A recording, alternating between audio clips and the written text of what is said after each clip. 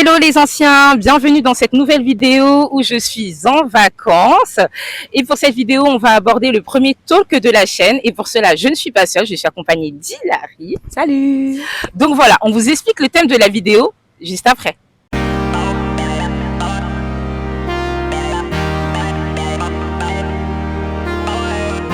Alors, j'ai nommé cette vidéo Banapoto vs Banamboka. Pourquoi? Tout simplement parce que Banapoto, c'est une expression en lingala qui désigne les enfants d'origine congolaise qui sont nés en Europe, donc chose que je suis. Et d'ailleurs, il y a même une nouvelle expression qui circule sur les réseaux que j'aime beaucoup, qui est Banabawesh, donc les enfants wesh. J'aime beaucoup cette expression parce que je trouve que ça nous caractérise un petit peu, les enfants nés en Europe, avec du caractère, prêts à dire non à des choses sur lesquelles culturellement on n'a pas l'habitude de dire non. Donc j'aime bien cette expression en tant que fille née et grandie dans 93. Et Banamboka, c'est une expression en lingala pour dire tout simplement les enfants nés au pays et venus en Europe par la suite, chose que Hilary est. C'est moi. Tu peux nous rappeler où est-ce que tu es née? Alors moi, je suis du Congo, de la République du Congo, donc du Congo-Brazza, le petit Congo. Oui, parce qu'il y a deux Congos, hein, pour ceux qui ne savent pas, le vrai, le faux, mais...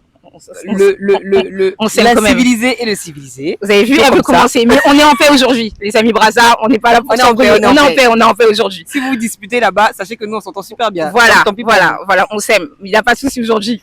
Mais le but de cette vidéo, c'est vraiment de pouvoir chacune donner notre point de vue sur certaines réalités, certaines difficultés qu'on peut voir chacune avec notre situation, notre condition, en fait. Parce qu'en soi, la culture est un peu la même, que ce soit à Kinshasa ou à Brazza. Oui, en vrai, c'est la même. C'est la culture bantou, c'est la culture du Royaume Congo. Donc, dans tous les cas, on est similaires sur pas mal de choses. Donc, le but de la vidéo, ça va être d'apporter chacune notre point de vue sur des questions, voilà, des questions de vie, des questions sociétales et des questions voilà, du cadre de vie qu'on peut avoir autant ici ou au pays. On va commencer par la genèse. Donc moi, ça m'intéresse de savoir quel était ton rapport avec ton pays natal, donc le Congo-Brazza, durant ton enfance, ton adolescence, comment tu as grandi au pays? Alors moi personnellement, après je vais pas parler pour tout le monde, mais j'ai pas spécialement grandi avec le syndrome du blédard qui veut à tout prix venir en Occident et s'installer, vivre une meilleure vie, etc.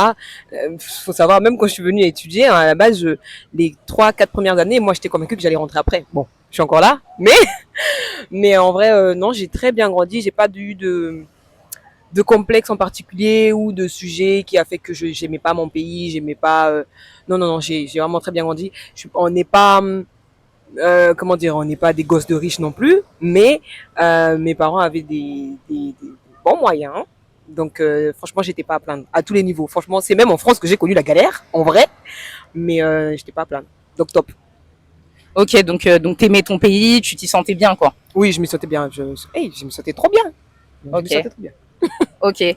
OK, alors moi pour ma part, mon rapport avec mon pays natal, donc qui est la France, moi j'ai une maman qui nous a élevés dans l'équilibre, c'est-à-dire que c'est vraiment notre maman, nous qui nous parlait lingala, on a grandi ici en France, celle qui nous cuisinait les cuisines du Congo, etc. Mais je trouve qu'elle nous a bien élevés parce qu'elle nous a pas élevés non plus dans la haine de la France. Je confirme. Elle nous a vraiment pas élevés dans voilà la haine du fait du passé colonial de la France. Elle nous a vraiment beaucoup éduqués dans la discipline, dans le respect et dans la foi. Donc, ce qui fait que très tôt, elle a voulu qu'on aille en école privée pour qu'on puisse voir tout type de personnes et qu'on sorte un peu de cette mentalité cité, quartier, banlieue, pauvreté. Donc, ce qui fait que dès l'adolescence, en fait, on a côtoyé vraiment des gens qui venaient de partout, de tout type de classe sociale. Et ce qui fait que moi, je me suis toujours sentie française. J'ai jamais eu aucun problème identitaire. T'es vraiment décomplexée, ça c'est vrai. Décomplexée, c'est-à-dire que je suis autant congolaise que française dans mon cœur et il n'y a aucun raciste qui m'a fait me sentir pas chez moi.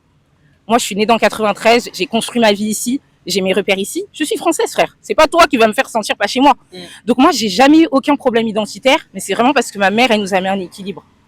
Et elle nous a pas du tout élevés dans la haine, en fait. Donc voilà. Donc elle nous a élevés avec la culture, avec la nourriture, la langue, et les bonnes valeurs du Congo, mais aussi avec le respect du pays dans lequel on est. Et du coup, moi, j'aime la France et je me sens française. Tout autant que j'aime mon pays, le Congo, et que je me sens congolaise. Donc là-dessus, j'ai jamais eu aucun complexe par rapport à ça. Et c'est justement moi quand je suis allée au Congo pour la première fois, pour une petite anecdote, c'est la famille de... Oui, j'ai déjà été quand j'avais 7 ans. Et moi, c'est la famille de là-bas et les gens de là-bas qui m'ont fait me rendre compte que vraiment t'es française. Des fois, on a besoin d'aller là-bas pour se rendre compte que oui, on a le même sang, mais la mentalité est différente, les habitudes sont différentes. Et c'est eux qui me disaient non, vraiment, Zama Napoto. Vraiment, t'es vraiment une française. Donc c'est dans leurs yeux aussi que je me suis rendu compte que bon, des fois, ça sert à rien d'être dans la caricature du Congolais parce que quand tu es né en France, ben, tu as l'ADN de la France qui est en toi, que tu veuilles ou non. Donc c'était assez intéressant. Mais là-dessus, je trouve qu'en France, j'ai bien grandi. Nous aussi, on n'était pas les plus riches, mais on a manqué de rien. Donc vraiment, je trouve que j'ai eu une très bonne enfance ici, vraiment. Ou quelles sont les difficultés que tu as rencontrées quand tu es arrivé ici en France? T'es arrivé à quel âge, rappelle-moi? Je suis arrivée en 2014 à 17 ans. À 17 ans, ok, donc à la fin de ton bac, c'est ça? Enfin, à la fin du lycée, à peu Oui, près? la fin du lycée, je venais faire mon BTS. D'accord, donc quelles sont les difficultés que tu as rencontrées ici en arrivant en France, des difficultés à laquelle tu n'étais pas forcément préparée? Alors, la première difficulté, la nourriture. My gosh, c'est tellement différent de la nourriture africaine. Nous, on mange gras, on mange épicé, on mange bien. Pas qu'on mange pas bien ici en France, mais c'était un gros décalage. Sachant que je suis arrivée chez mon oncle, chez qui j'ai vécu 6 mois avant de vivre avec mes frères et sœurs. Sa femme est blanche, elle cuisine très bien, c'est pas ça le souci. C'est juste que j'étais pas du tout habituée à la nourriture occidentale. Et c'était dur. C'était trop dur. Et la deuxième chose, je dirais que c'était les distances. Au bled, dans 25 minutes, tu pars d'un point A à un point B. Ici, tu as au moins 40 minutes. Mon papa. Et parfois, il faut faire beaucoup de correspondance. Faut se dire, alors que chez nous, tu prends un taxi, tu prends un bus ou sinon, tu as une voiture. Et c'est déjà tout le monde en voiture chez nous. Et ici, la voiture, c'est pas tout le monde. Et non, les distances, c'était incroyable, sachant que j'étais blédarde, quoi. Je venais m'installer et j'étais très loin de mon école. Je vivais à Nanterre, mon école était dans le 93 à Drancy. Et je faisais le trajet tous les matins. Parfois, je pleurais parce que, non, on n'en parle pas assez, mais les gens qui quittent leur pays pour venir étudier ici ou s'installer, c'est chaud, c'est dur. C'est vraiment dur. Donc, la nourriture, les distances, froid. Je savais déjà qu'il faisait froid ici, c'était pas nouveau. Mais en fait, j'avais jamais eu l'expérience du froid, quoi. Nous-mêmes qui sommes habitués au froid, on va jamais s'habituer au froid. Donc non, mais... Ah, ça c'est dur, j'imagine. Moi, j'étais quelqu'un au bled, j'aimais beaucoup la fraîcheur parce qu'au bled, il fait très chaud. Donc, dans la majorité des maisons, en tout cas, il y a des clims. Et moi, tout le monde savait que ma chambre, c'était la France. La clim était toujours à 16, machin. Donc, je pensais que j'aimais le froid. Mais quand je suis arrivée, j'ai découvert les -2, -6. Hey! Je marchais en plomb, je me disais, mais c'est quoi ce pays? C'est pire qu'un frigo, là, c'est quoi? Et c'était vraiment dur, parce que bon, tu le sais, mais puisque tu n'as jamais eu d'expérience, ben, t'es pas... C'est chaud. C'est chaud. Ouais, le savoir et le vivre, c'est autre chose. C'est autre chose. Aussi, un point qui m'a beaucoup marqué, c'est la culture, la culture des gens, c'est-à-dire la manière d'être un exemple, puisque moi, je suis venue étudier. Ici, on est noté à la participation en cours. Enfin, il y a une note de participation en cours. Chose qui chez nous est très différente. Chez nous, le prof vient, il fait son cours. S'il a des questions à poser, il pose des questions, vous levez les mains. C'est très coordonné. Alors qu'ici, faut bavarder, En fait, le cours est animé, il y a vraiment une interaction avec les profs et les élèves. Et moi, je n'avais pas cette culture-là. Donc, j'étais vraiment dépaysée en classe. Ça c'est un regret que j'ai eu à partir de la 5e année. J'ai compris ça très tard, mais j'ai passé mes 4 premières années en études. Tout le temps dans mon coin, en train de regarder comment se passait le cours. Je voyais les autres interagir et moi, je le faisais pas parce que c'était pas de mon ADN, puisque nous, au bled, on fait pas cours comme ça. Les élèves on parle pas beaucoup comme ça, non. Sauf si le prof t'accorde la parole ou un truc comme ça. Donc ça, c'était vraiment dépaysant pour moi aussi, je m'y attendais pas. Et il faut le dire, ça plombe les notes. Ça plombe les notes parce que les professeurs retiennent plus facilement les personnes qui interagissent et donnent des notes où les matières où les notes sont pas factuelles comme les maths, des trucs comme ça, des notes de français, de je sais pas moi, de management. Si t'es pas quelqu'un qui interagit, tu n'auras pas spécialement une bonne note parce que le prof te connaît pas, quoi. Donc tu auras une bonne note, mais tu peux faire mieux si tu interagis parce que je pense que ça compte beaucoup dans la notation. Et dernière chose, le racisme décomplexé. Ça, on pourrait faire toute une vidéo. On pourrait faire toute une vidéo, mais j'ai vraiment... Bah non, même pas. J'allais dire, j'ai commencé à vivre le racisme dans le milieu du travail, mais même à l'école, mais le racisme décomplexé, vraiment, c'était au travail. C'est vraiment au travail, ouais. Et ça, je pense que c'était nouveau, parce que je n'étais pas préparée. En Afrique, il n'y a pas de racisme. Il y a du tribalisme, on peut avoir des petites haines entre nous, mais il n'y a pas de racisme. Non. Donc, en fait, quand tu vis le racisme, le moment où ton cerveau percute ce qui est en train de se passer, que tu essaies de formuler une réponse, ça y est, le moment est passé, tu peux plus répondre, tu peux plus réagir. Soit tu réagis à chaud, soit tu laisses couler. Et en fait, c'est vraiment un système auquel le cerveau doit s'adapter pour pouvoir se défendre quand on te dit des choses qui sont pas correctes. Et moi, quand ça m'arrive, le moment de percuter, tu te dis, qu'est-ce qu'il vient de dire? tu captes pas quoi. Enfin, t'as capté, mais tu sais pas trop comment réagir. Et c'est assez complexe. Et je pense que c'est quelque chose auquel on prépare pas assez les jeunes qui quittent Leur le pays. bled, leur pays, pour venir ici dans un, disons-le, un monde de blanc. Donc ça fait que si t'es pas préparé à ça, ben j'ai pas. Moi aujourd'hui, je travaille par exemple ma rhétorique. J'ai pas la quand on balance une petite phrase raciste décomplexée comme ça et ça rigole. Je sais pas forcément sur le coup comment réagir parce que sinon, soit je vais te gifler et c'est pas la bonne réaction. Ben, soit il À faut ne que pas t'aies faire. à ne pas faire, soit il faut que tu aies une réaction maîtrisée. Et ça, je sais, j'apprends à le faire, mais je savais pas le faire avant. Et c'est des choses auxquelles on est vraiment pas préparé, surtout dans le milieu du travail. Je pense que c'est là qu'on voit le plus que, pas que la France est un pays raciste, mais qu'il y a des gens qui sont vraiment arriérés dans leur mentalité, quoi. Ok. Ok, très intéressant. Moi, pour répondre les difficultés que j'ai pu connaître en vivant en France, en tant qu'enfant d'immigrés, moi, je te rejoins, c'est vraiment à partir du moment où je suis rentrée dans le milieu du travail que j'ai vu certaines réalités. Parce que quand tu grandis en banlieue, il y a toutes sortes de nationalités. T'es pas vraiment confronté au racisme, la vérité. J'ai déjà eu une petite réflexion en maternelle où je me rappelle, j'avais un petit amoureux et il disait, je vais pas te tenir la main, t'as la main comme le caca. Ça, c'est la première marque de racisme que j'ai vécue.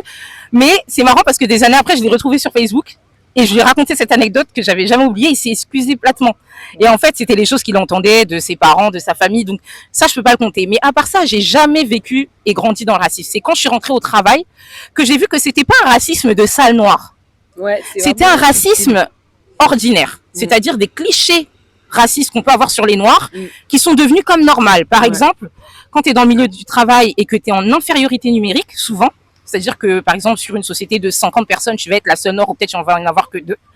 Et souvent, ils s'attendent de toi à ce que tu sois d'une certaine façon.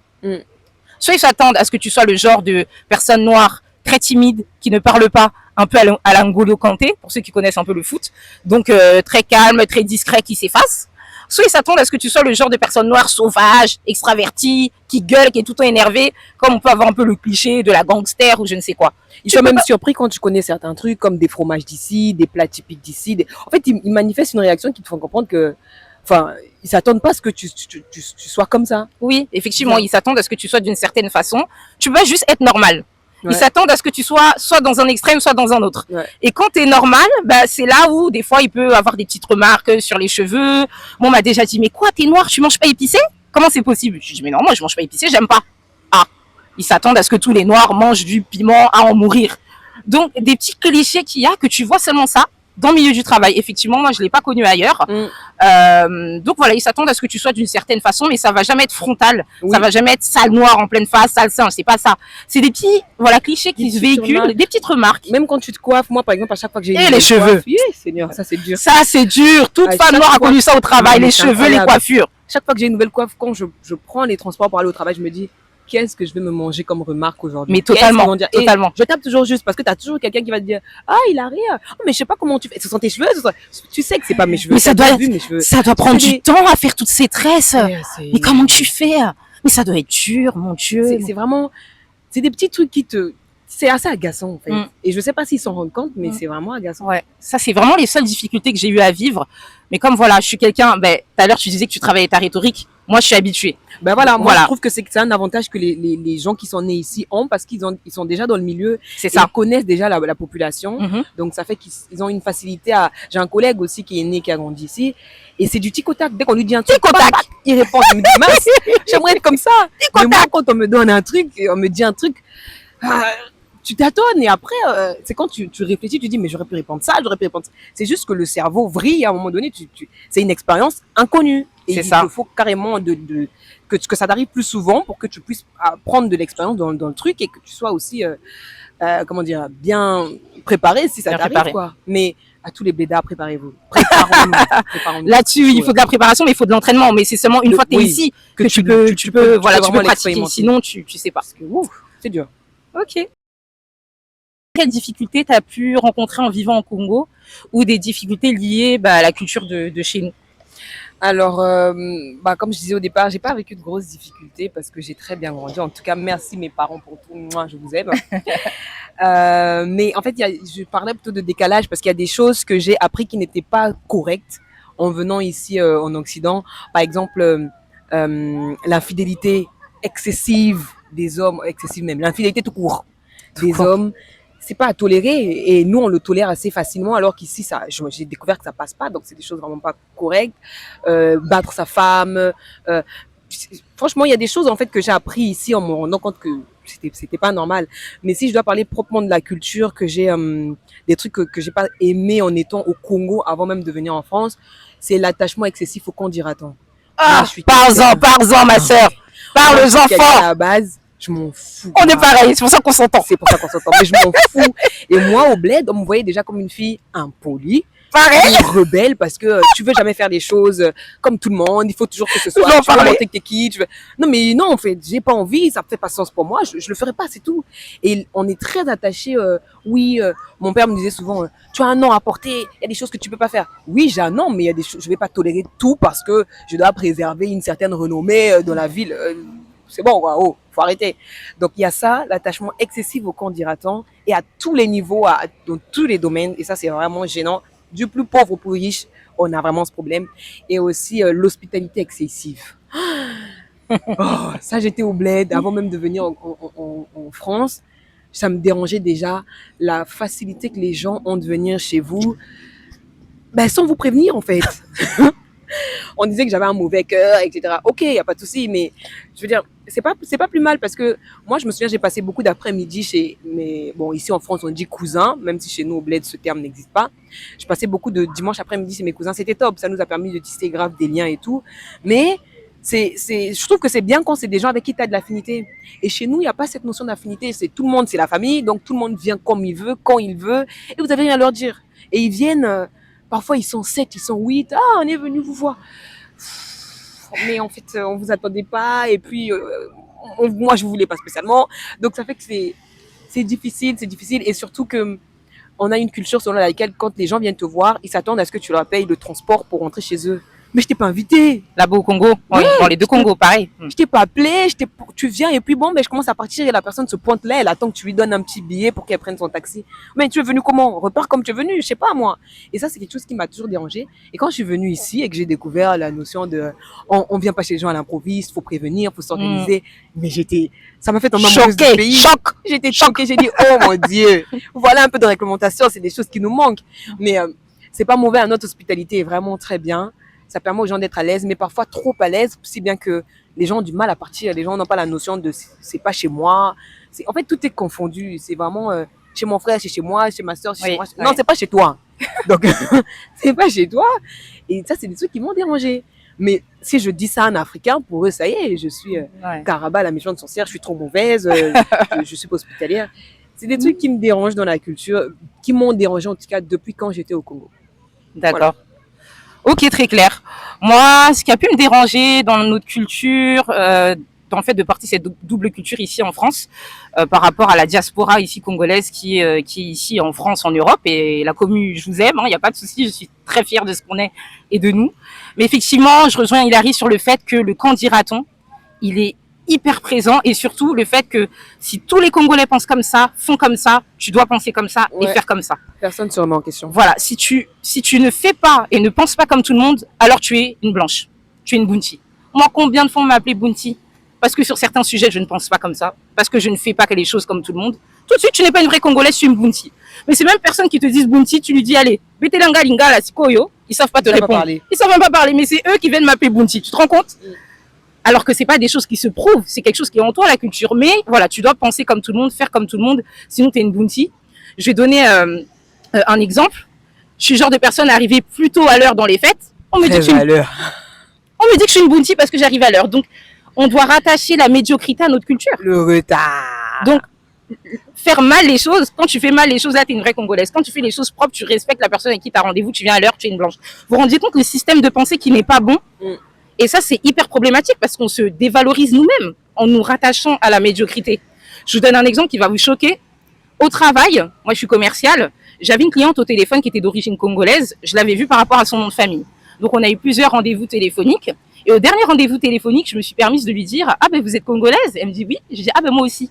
Qu'est-ce qu'elle me répond? Oh, c'est pas vrai, j'aurais pas cru. Je dis « Ah bon, pourquoi ?»« Ben vous parlez tellement bien. » Hey. Je pensais que c'était une petite Bretonne. Ah, parce que parler bien, c'est pour les Blancs. Donc au travail, je vais parler en wesh comme je parle avec mes sœurs. Quelqu'un avec un accent Oui, et tout. mais je suis née ici, pourquoi je vais avoir un accent? Et puis même ceux qui viennent du pays n'ont pas tous des accents. C'est quoi ce cliché? Ouais. Elle s'attendait à une petite bretonne, elle a dit mais quelle insulte!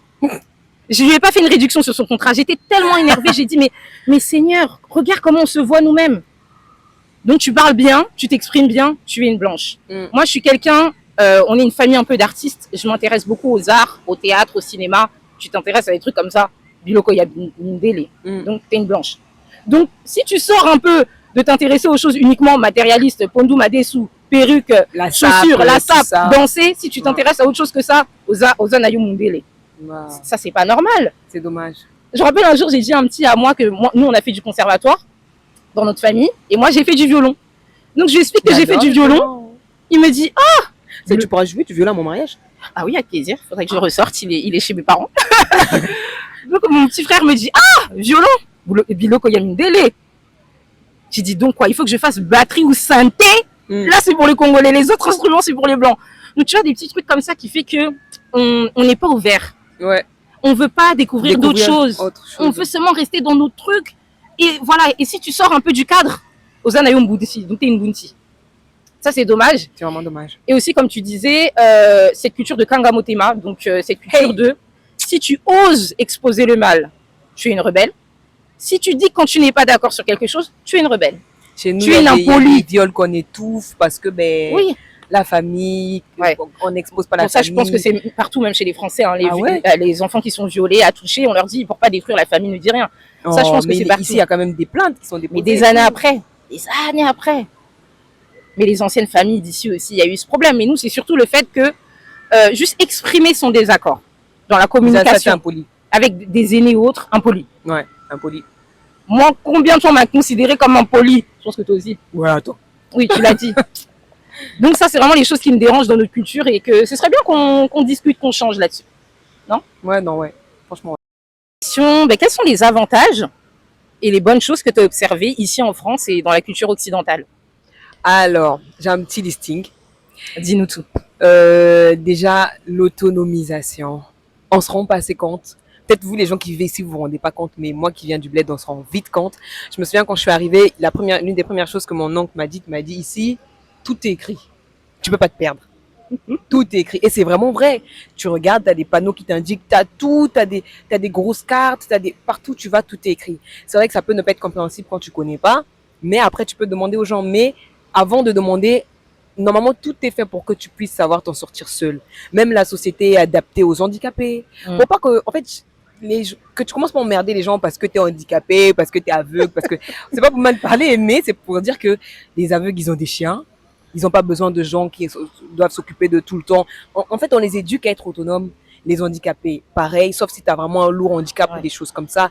Tout est construit dans le pays de sorte à ce que chacun puisse se gérer. Et ça, j'adore, parce que ça change vraiment du cadre de l'assistanat en Afrique, au Congo. Et ça, c'est pépite.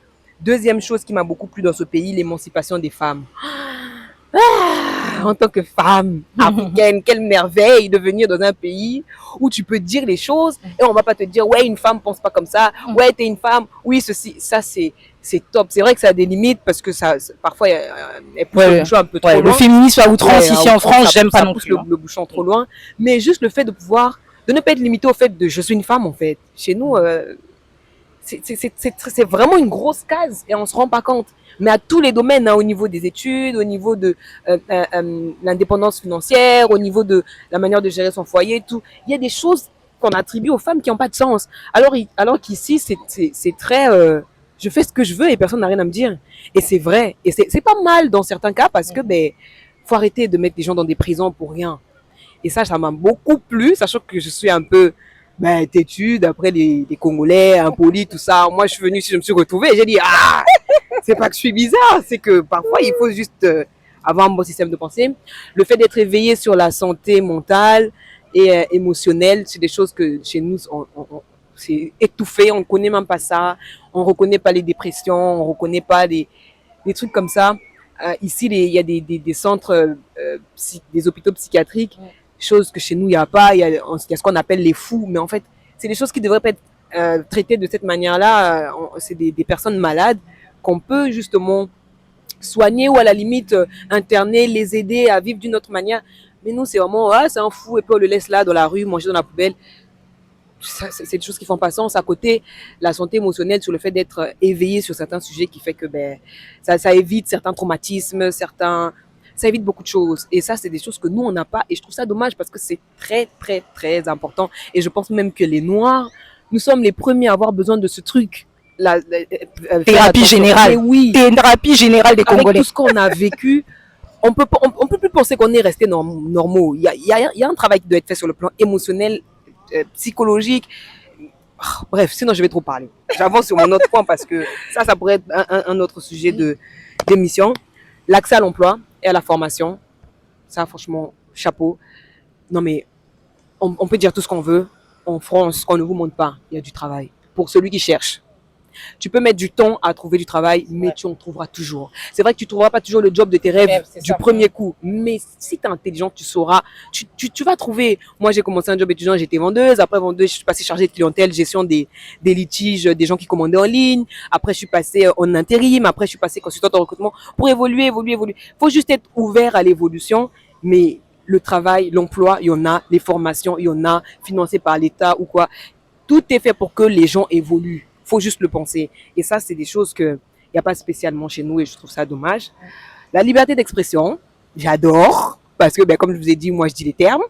Et le fait qu'il y ait la liberté d'expression dans tous les domaines, même sur le plan politique, chose qu'il n'y a pas chez nous, tu peux pas parler d'une certaine manière sans être sûr que tu vas passer la nuit chez toi le soir, chez nous. Donc, ça fait que on est très hypocrite, c'est dommage. Et ça, c'est quelque chose que j'apprécie ici. Après, pour te couper, la liberté d'expression, elle est bien en France, mais elle est des fois abusée. Elle est abusée aussi. Tu vois, quand ça commence à se moquer des fois des gens, et tout ça. Là, ils vont trop loin. Ils ont pas l'équilibre. Ils ont pas de limite. Voilà. Mais de base, c'est bien. Ouais, ils ont de bonnes choses, mais c'est pas toujours équilibré. Et ça, c'est dommage. Et je pense que ça doit se faire à une échelle individuelle. Chacun doit être conscient que ta liberté, comme on dit, s'arrête là où commence celle de l'autre. Oui. Donc, mais après, il y a des gens qui sont juste mal éduqués, en fait, faut le dire. Et puis voilà. Et l'avant-dernier point, la projection de l'État. Bon, dit ça comme ça, vous comprenez peut-être pas, mais... Non, je comprends pas. Alors, pour moi, c'est, par exemple, dans la ville où je vis, quand je suis arrivée, on avait cassé un endroit. Ils ont dit dans 2 ans, dans 3 ans, à la place de cet endroit, il y aura ça. Je reviens dans 2 ans, il y a ça. C'est vrai. Oh my God, en fait, ça paraît rien ici. Hein. Mais pour moi, je me suis dit... nous, on n'est pas contents de ça, pour nous, c'est rien. Mais pour vous, c'est rien. Mais pour nous, c'est... Moi, ma soeur est partie au bled cet été. Elle a filmé un immeuble qui était en construction depuis quand j'étais au collège. Jusqu'aujourd'hui, l'immeuble est encore en construction. Donc, tu sais pas quand est-ce que ça va finir. Alors qu'ici, tout est vraiment, même les transports. Le bus vient dans 3 minutes. Le bus est là dans 3 minutes et après, il est parti. Il va pas t'attendre. En fait, tout est, au-delà de la projection d'état, je vais dire l'organisation. Le pays est organisé. Ce qui est pas dans le plan rentre pas dans le plan. Et le plan est millimétré. Même les imprévus sont calculés, mesurés, insérés, de sorte à ce que, si ça déborde, c'était prévu, on vous avait déjà informé.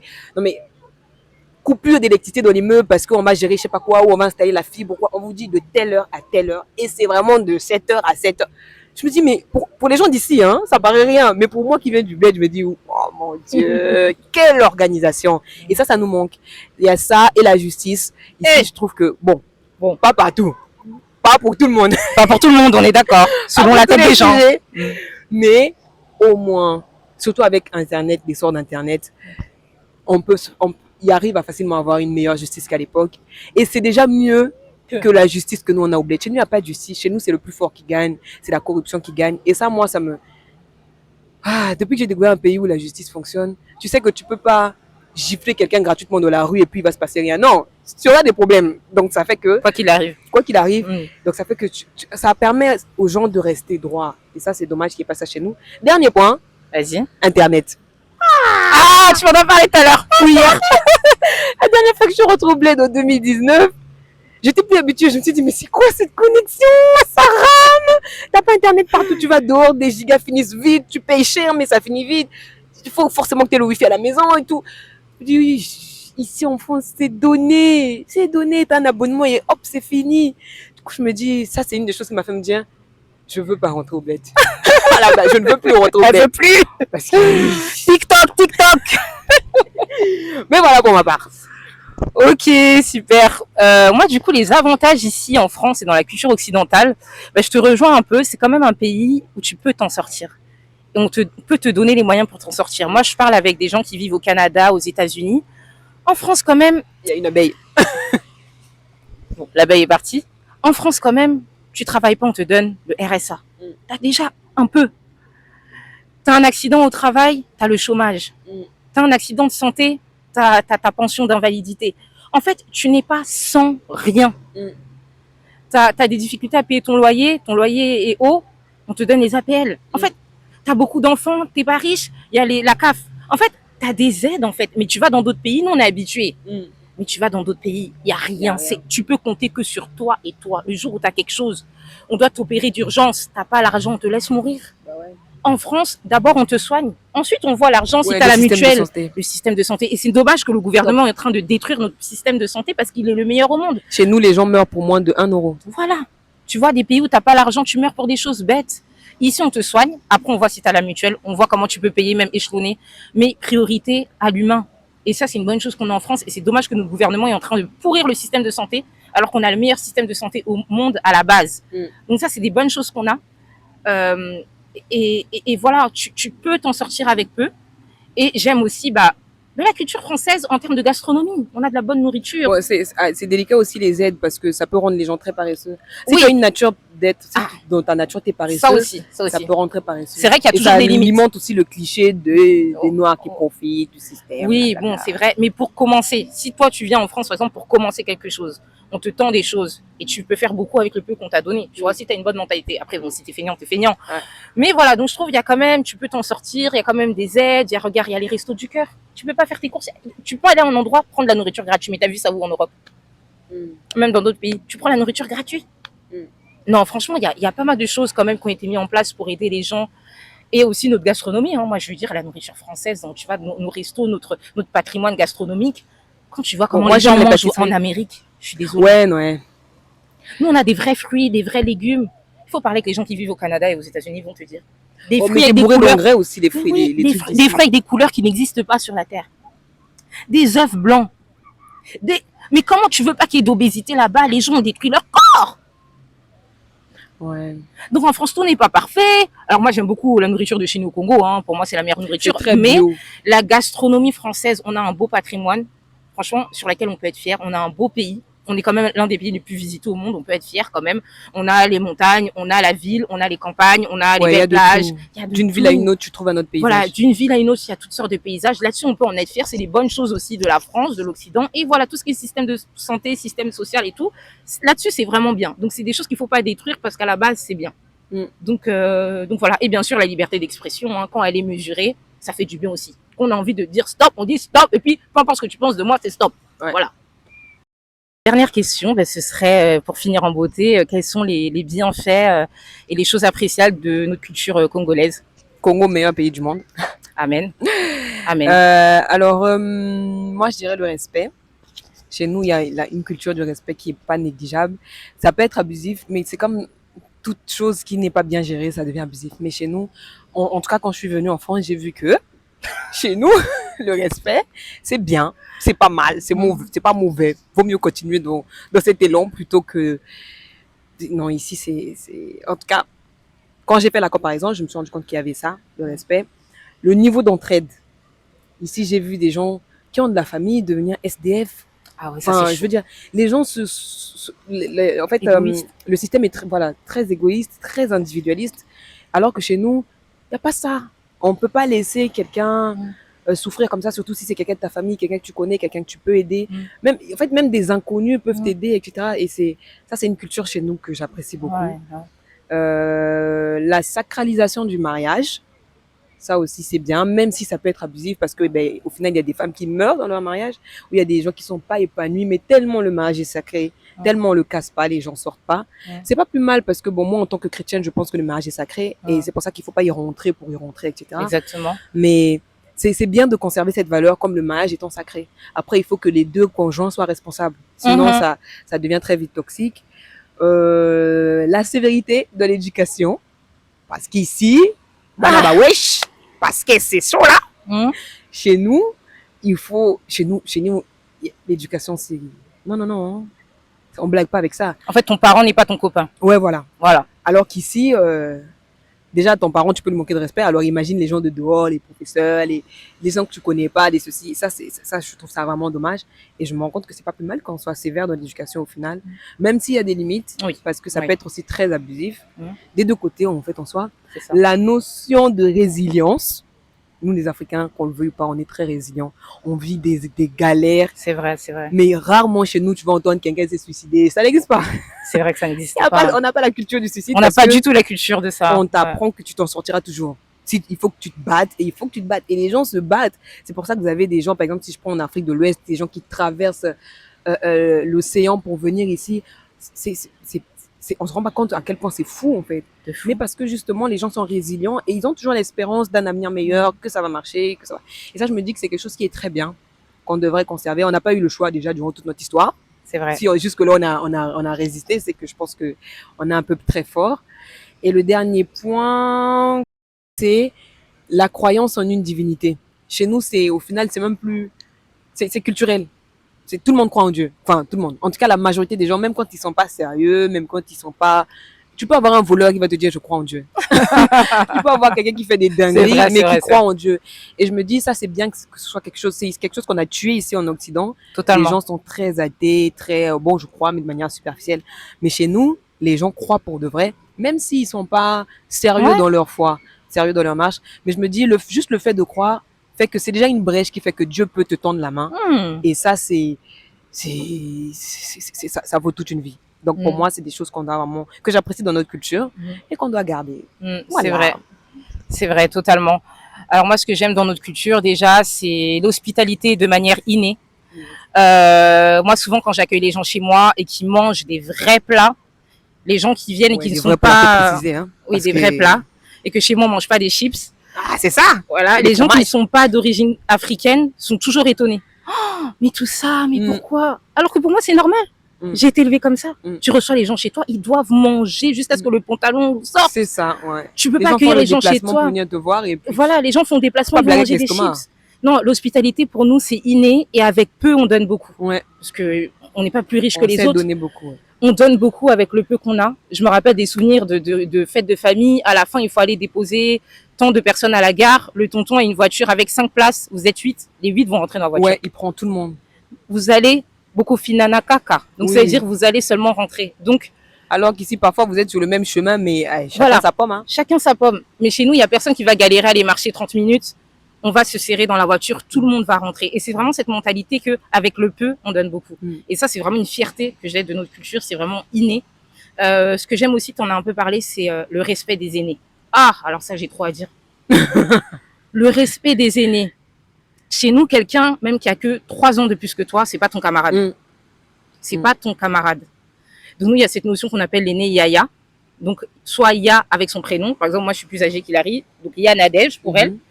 Donc, en fait, il y a une notion des aînés. Vous n'êtes pas au même niveau. Ça, c'est quelque chose que j'aime beaucoup. Et le fait que le respect de tout adulte, c'est-à-dire les amis de tes parents sont... Tu ne peux pas les appeler par leur prénom. C'est pas tes amis. Les amis de tes parents, c'est tonton, tantine, obligatoirement. Même le voisin. Même le voisin. Par exemple, ou soit les parents de mes amis. C'est tonton, tantine. Je ne peux pas les appeler par leur prénom. Et ça, c'est vraiment quelque chose... Et ça fait des années que je vis dans ce pays, mais je pourrais jamais me faire à l'idée que je vois des fois des gens de mon âge appeler les parents de leurs amis. Hé Gilbert, hé Zambé. Ou bien ton beau-parent. Voilà, les beaux-parents, les parents de ton mari, de ta femme, de ton copain, ta copine. Hé Micheline. Mais ça, pour moi, c'est une abomination. Moi, si un jour mes amis français de souche appellent mes parents par leur prénom, mais je vais tomber dans le Mais ça, c'est un truc, bon, c'est chacun son éducation, je juge pas, mais ça, c'est un truc pour laquelle je pourrais jamais accepter. Toi, tu appelles des gens qui ont l'âge de tes parents par leur prénom, c'est tes amis? Ouais, c'est chaud. C'est chaud. Un jour, pour eux, c'est normal, pour nous, c'est normal. Moi, un jour, il y a les enfants d'une amie qui n'est pas congolaise, qui n'est même pas africaine. Ses enfants, elle et moi, on a le même âge quasiment. Ses enfants m'appellent Nadège. Et mon cœur s'est serré. Je dis, toi et moi, on a grandi ensemble? Comment? Non. Ça, c'est vraiment quelque chose que... Non. Vraiment, le respect des aînés, c'est vraiment quelque chose à conserver. Donc voilà, donc je dirais l'hospitalité, le respect des aînés, la générosité à outrance, même quand on a peu. Ça, c'est vraiment des valeurs que je garde dans mon cœur, que si un jour j'ai des enfants, je vais absolument transmettre. Moi, mes enfants, il n'y a aucun adulte qui vont appeler par leur prénom. Ouais. Tata Hilary, au minimum. Ou maman Hilary. Voilà. Hilary, ça va pas, non? Mais ça va pas ou quoi? Oh non. Mais la générosité, on le voit même parce que même les SDF, quand ils viennent demander l'argent, si tu regardes, ils s'attardent beaucoup sur les noirs. Parce que non, c'est vrai. Parce qu'ils savent que ceux-là, c'est des gens qui sont généreux. C'est vrai, c'est vrai, c'est vrai. Non, c'est Non, vrai. ça, c'est vraiment des trucs que j'aime. Et puis la joie. Qu'est-ce qu'on est un peu plus joyeux. Oui, ouais, franchement. Même quand on n'a rien. Ouais. Mon Dieu. On y Vous va. êtes déjà allé à un mariage congolais, vous là. Vous êtes déjà allé à un mariage congolais, une fête congolaise. Moi, je me rappelle quand j'ai fêté mes 30 ans. Tu te rappelles dans le jardin? Les propriétaires du jardin que j'avais loué, ils étaient étonnés de notre joie. À la fin, ils m'ont dit, mais pour un anniversaire, vous dansez comme ça? Je dis, mais oui. Ah bon? Ah ben ça nous encourage à plus fêter les événements de la vie, mais bien sûr. Oui. Ils ont vu qu'il y avait un DJ qu'on dansait jusqu'à fatiguer.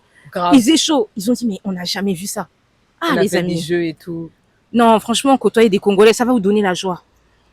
Ça, Et vrai. des fois sans alcool, hein, on n'a même pas besoin. C'est inné, ouais, la joie on n'a pas qu'on besoin a. d'alcool forcément. On n'a pas pour besoin. s'amuser. Ah, pas du tout. Pas du tout. On est joyeux par nature, même quand ça va pas à la maison, même quand tu vas pas savoir. Mm. Parce qu'on est tellement joyeux par nature que rien, on fait la fête. Donc voilà un peu, hein. En conclusion, qu'est-ce qu'on pourrait dire? Ben, il y a du bon comme du mauvais des deux côtés. Exactement. Il y a du bon et du mauvais partout. Il suffit d'être dans l'équilibre. Oui, c'est le mot vraiment, ça va être équilibre. Équilibre. Parce que si t'es pas équilibré, autant les bonnes choses peuvent devenir très mauvaises, autant. En fait, il faut prendre ce qu'il y a de bon. Et moi, c'est ce que j'essaye de faire au maximum. Je prends ce qu'il y a de bon dans ma culture de mon pays, de mes parents du Congo. Et je prends un peu ce qu'il y a de bon ici en Occident. J'essaye d'en faire un mélange. Je suis pas butée.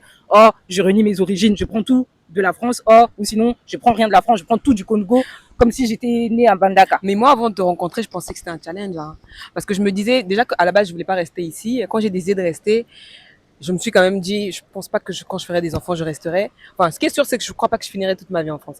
Après, je me disais, quand je ferai des enfants, je partirai parce que éduquer des enfants dans ce système-là, c'est difficile. Mais quand je t'ai rencontré, je me suis rendu compte que, sinon, c'est possible. Parce qu'en vrai, pour moi, tu es une bonne image de l'équilibre Occident-Afrique. Et ça, merci. C'est vraiment top. Ça veut dire que je sais pas comment maman a travaillé, mais elle a fait du bon boulot.